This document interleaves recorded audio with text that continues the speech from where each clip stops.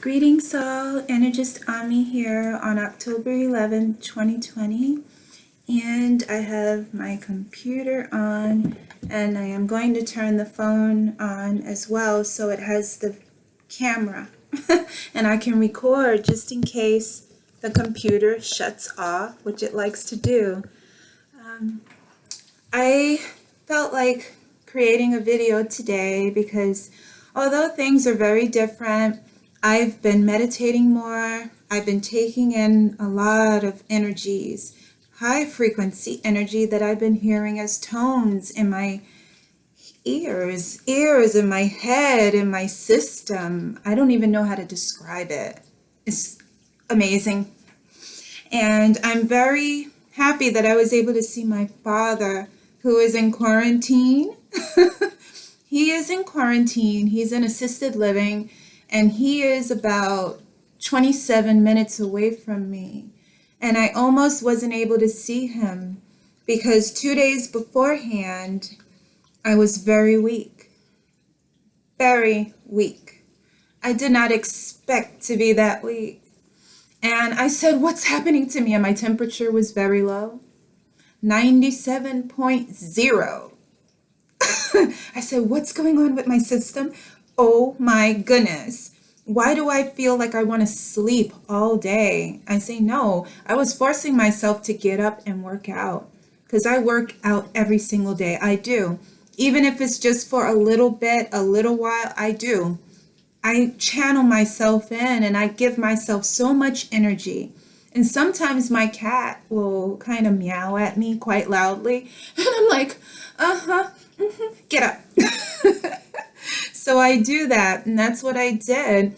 And I got myself together and I told the director there, I said, I'm not going to be able to come to see my father because they started to do situations where family members could come in, but it all had to be according to schedule, only 2 times a week. So I said, yeah, I want to see my father. I miss my dad. And he missed me. And I talk to him all the time, but it's nothing the same as seeing your father, especially if you're daddy's little girl. That's what I am too. So I didn't want him to feel like he's by himself. I lost my mother a few years ago. And he had it rough. He almost did pass on. Yeah. And I want him to always understand that his daughter is taking care of him and will always be here for him. No matter his age, he's going to live as long as he feels. And he has his own relationship with Spirit of the Lord. It's very different, very unique. And I always give him encouragement. And there are a lot of kind of religious people that go into the assisted living that he's staying in. But my father says, hey, yeah, I have my own relationship with God, which is understandable. And I do see red cardinals from time to time, but now that it's getting cold, I don't see any. But I know my mother is close by. And my mother is very spiritual. She always has been. And I was raised, oh my goodness, as a Christian all my life, Catholic schools all my life.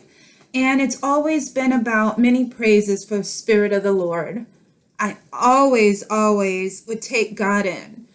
And I just used to be with so many different cultures, ethnicities, different people. And I never said, oh, this is who I am. This. No. You're a child of God. You're God's child. And you always seek within.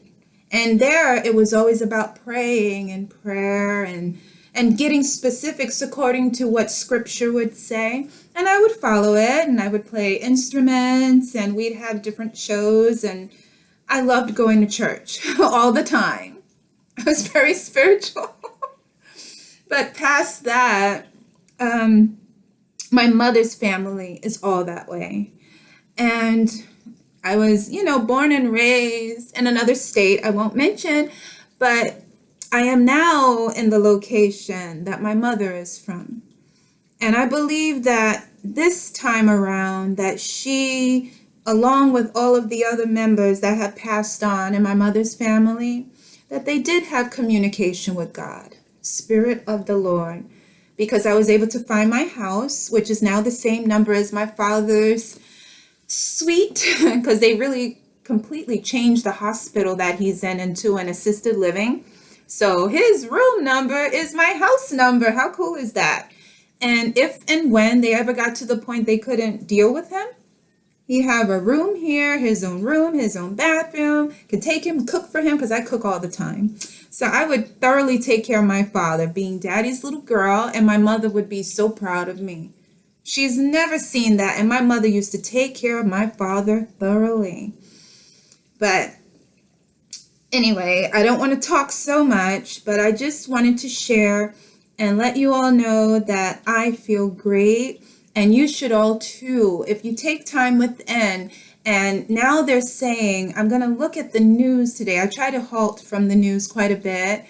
But they are now saying that the virus, as I already feel, and I knew that it was going to hit a bit harder, it is now really kind of lurching on and taking lives away of what they said. They said 70% of the population, which is overweight or obese. Now, that, it doesn't have to be that way. If you have food addiction, or there are different things that you feel you need to eat, please just take time with self. If this is going to be quarantine time for you and you're not wearing masks or gloves and going out and about so much, take time within and do soul searching. I won't say prayer and get all that way, but soul search and say, what is it that I need this for? What is it truly doing to my system? Why do I feel I need to eat that? And if it's something that you have kind of latched onto and said, I need that, and you get into a depression, I understand that because I do have a sweet tooth. I'll say that I do. I have a sweet tooth, and sometimes I'll go into a small depression if I can't eat chocolate. But you know what? I've discovered you don't just eat any chocolate. You eat chocolate that's over 85% dark chocolate. Dark chocolate, dark cocoa. And I am also allergic to soy, so no soy in there. Soy messes with my system. So I said, okay, dark chocolate, no soy. Okay, so I got on with that and I said, all right, yay.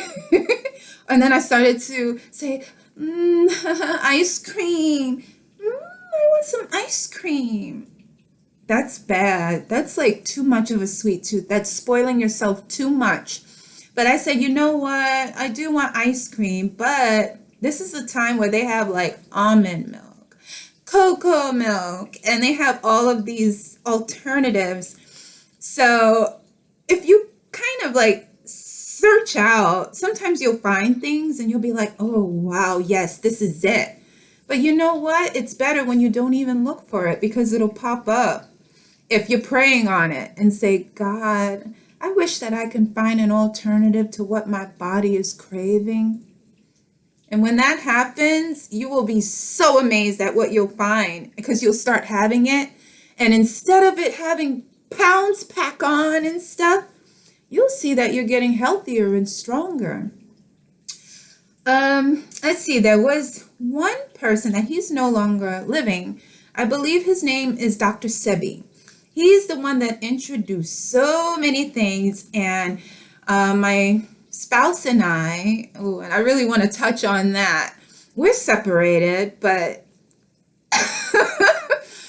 oh gosh, this is going to tell a lot, but a few days ago, and I'm energy sensitive. I mentioned that before, but whenever he's about 6 hours away from me, and we've been together over 15 years in marriage.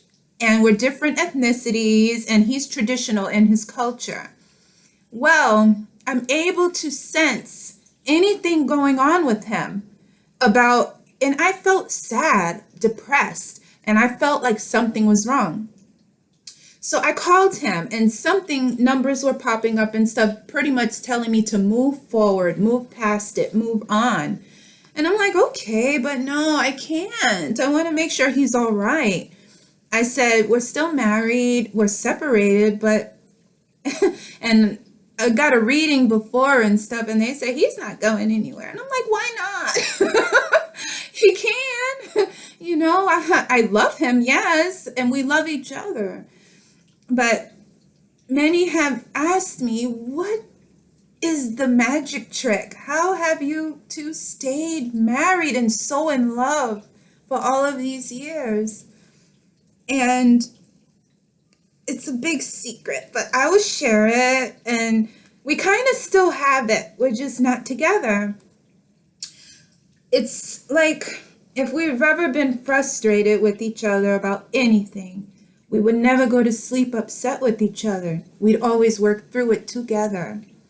We always had our life together as one. And I did meet him after 9/11. I always say, yeah, he kind of rescued me and took me from there after God let me know to leave the building 4 months beforehand. He was the one that I met that I never thought I would even, have a relationship with that ethnicity. But he and his family have always loved me thoroughly. And oh boy, I love him. He loves me. Even whatever fights we did get into, and I won't go into detail about the separation, but I will just say this. I'm taking care of my father. And in his culture, it's about taking care of family and stuff. And my father means a lot to me. He's all I have left. And we kind of went through what we went through, but he let me know. First, he was feeling very bad, down and out, and depressed, sad and lonely. And I thought he was getting sick, and he told me he felt he was going to die. That's not okay for me. No, I'm like what you call a ride or die chick. I'm very loyal to him. I've always been that way. I've never cheated on him. I've never done anything like that. We were even going to do, this is a big much, but polyamory. Because I love people. I love people. I have love in my heart and soul. But he understands this about the dimensions, the frequencies. Now he thoroughly understands me. And this is something I've never met before. And he told me, he goes, you are my soulmate. He goes, do you know that you will be with me forever into eternity? He goes, I will never ever meet anyone like you again. He said, our life has been always so amazing, like magic. And he said, you're my very best friend. And I told him, I said, gosh, he said, this is love. He said, this separation was very important because you are growing more into your system. And he also knows my dimension that has been told to me by, I don't even want to say his name, but he's a big deal in the UK. And he said, I'm very thoroughly so that. And he says he can see it and feel it and understand that about me. And he said he's also understanding more about his dimension, but he is still struggling with 3D. And he said that I was kind of drifting from him for things that he has cravings for. So I understood that. So I told him I don't want him to be alone. I don't want him to not have anyone to hold on to, because we used to, and now it's getting cold, right? We used to just be holding each other all the time. Just not about anything sexual, but just energy exchange and just holding each other. Oh gosh, I miss him. I love him. And I told him, if you're so sick and you feel you can't make it, please come here. Let me take care of you. And he said, no, I want you to be okay. This is necessary. And he said, I've encouraged him because he exercises all the time. But oh boy. And he knows I have my cat, and he says I am that. That's something that's from a different, yeah. But my cat is very close to me, and I just miss him, and I always hope and pray he'll be okay. And I'm getting emotional. Amina, relax. Anyway, I just wanted to come and say hello and just send an abundance of loving energy. And I'm going to look in what's going on with the two that are running the race again, because now I'm getting sent this information to vote. And I don't really truly know who I'm going to vote for, or how I'm going to do that. I have to feel this out thoroughly. I mean, I'm sensing things and I haven't even looked yet. But I'm going to see what it's going to be. I hope and pray that you have a wonderful, blessed day. Bye.